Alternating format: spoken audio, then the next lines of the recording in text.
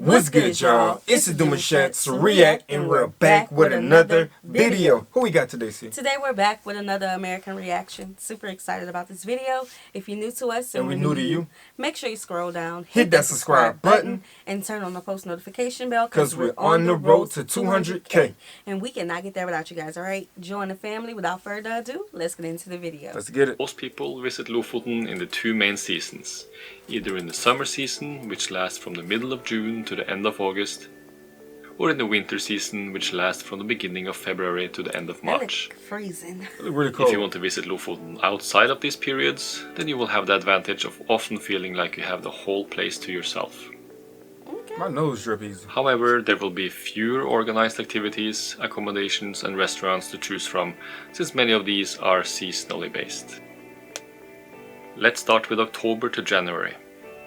If you travel in this period, you will most certainly feel like you have Lofoten to yourself. Okay.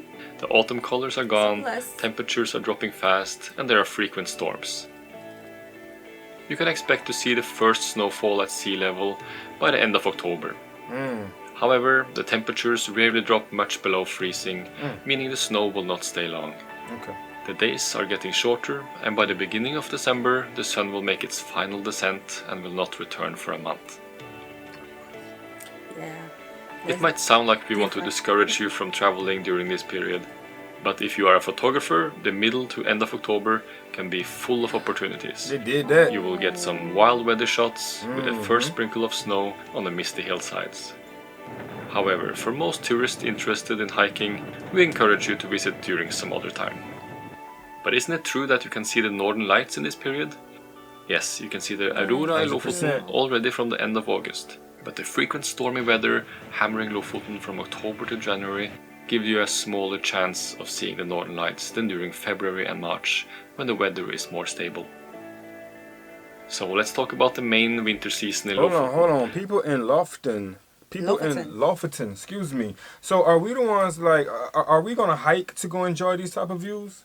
Or are we just stepping outside to embrace the beauty like it is? Because I feel like stepping outside alone is enough to just take in so much. Like, that's different. Yeah, for us. Like, that's beautiful. Y'all know I want to go see them northern lights. That is on my bucket list. Don't know when we coming, but that is a bucket list item for me. I don't know. When he said you could have the islands for yourself, I'm like, yes, we like it. But then he was like, it rains, so you're not really going to see the lights. Yeah, and then the sun go away for like a month. Yeah. That's the different part. Yeah. Not bad, though. So I think this would be our best bet. February and March. That's some good time right there. This is time for the Pisces. You feel me? Yeah, your birthday. I feel you. But my bucket list item. Which lasts from February to the end of March. In February, tourists return to Lofoten, mainly to see the aurora and participate in the famous Lofoten fishery, which starts in January and lasts until April. Even if you don't participate in the Lofoten fishery, you can still see and smell the fish hanging on the drying racks everywhere on the islands.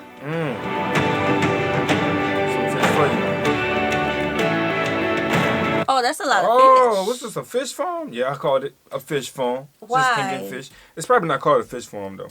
Yeah, but obviously, it's a lot of fish. Why are we hanging fish?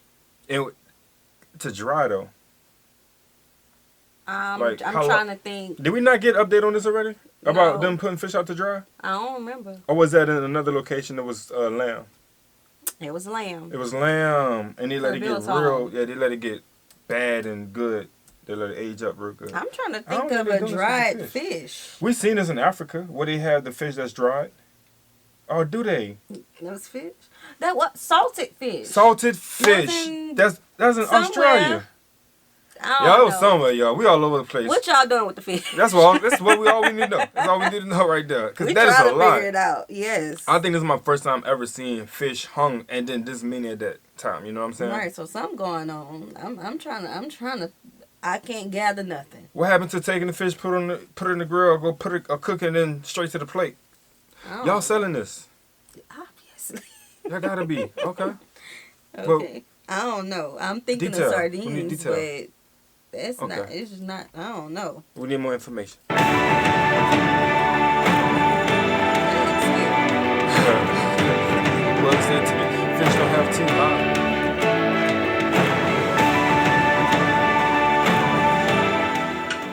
the season-based accommodations, restaurants and activities will open again.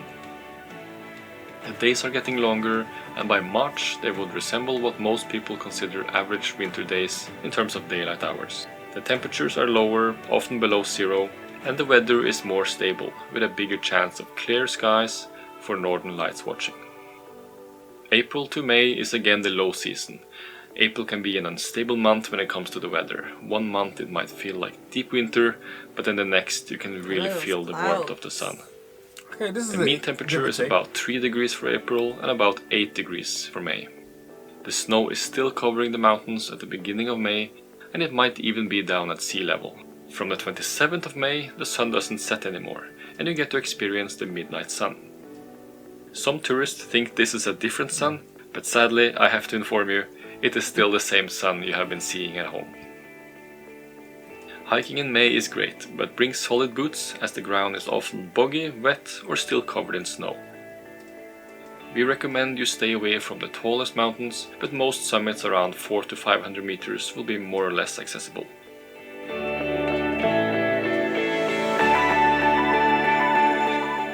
Around the middle to the end of May, you really feel like spring has arrived with its beautiful flowers popping up everywhere. Seasonal accommodations, restaurants and activities may or may not be open during this period. The fishermen will take down the cod from the drying racks in May, but you might still see the fish heads drying outside until June.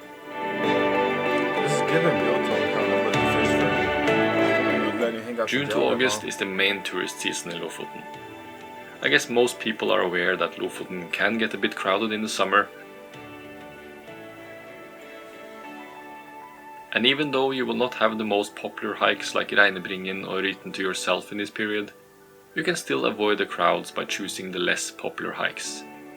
For those who have bought our map of Lofoten, you can go for the hikes marked with 1 star.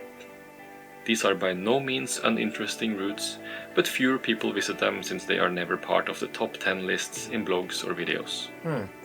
Another tip is to hike at night. It might sound strange, but the sun is up 24/7, so if your schedule allows it, do it.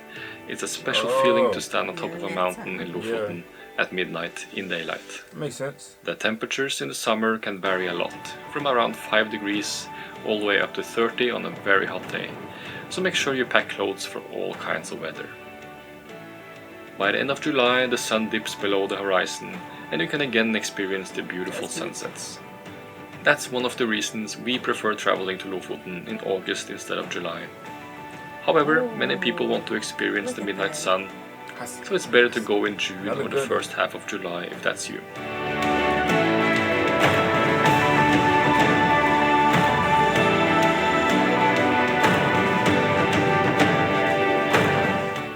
Accommodations, restaurants and organized activities are open in the summer. But now we have to remember to book in advance as they are booked fast. From our experience as hotel managers in Lofoten, we usually had a few rooms available every morning. But by midday we were fully booked every single day in July and the beginning of August. Some accommodations are fully booked even several weeks ahead. Then we are left with only 1 month, September. We did this intentionally as this is our favorite month in Lofoten. In most European countries, the school year starts at the beginning of September, therefore there are significantly fewer tourists already from mid-August. In September you still have lots of light, the temperatures are neither too high nor too low, and the prices for accommodations are more attractive since many hotels turn their prices up for June, July and August. In Lofoten, the autumn colors show in the last part of August and last for about 3 weeks. So to sum it up, in September you got autumn colors, beautiful sunsets, fewer people, northern lights and lower prices. That sounds like a pretty good month to me. I think that's the best month to go. Yes, all I was concerned about was the lights. Okay. Listen, I didn't care. Well, no, I did care about the weather in February and March. February to March, I thought would be a good time, but you wouldn't really see the northern lights. September seems like a win. It's a perfect time, actually. Yeah. Can't lose with that one. The colors are out, the sun is out, everything seems perfect. 100%. Some restaurants and activity providers close down at the end of August. However, a few companies still organize fishing tours, eagle safaris, and other activities further into the autumn. Most accommodations stay open at least until the end of September. We hope this video gave you some new perspectives on when to visit the Lofoten Islands, and that you will have an unforgettable holiday up here. Nah, that was pretty dope, man. That's some good views you guys got. Everything's, but you gotta talk about the fish a little more. Yeah. And obviously the restaurants do close a lot on different times because of the seasons. So what else are we like really dining in? Whoa, did he really mean like all the restaurants or like it's just some the tourist stuff? Oh, maybe it's the tourist stuff. Yeah. I could have got that wrong. But hey, you know, information is information, and it's good information if y'all give it in the comments. But yeah, let's talk about it.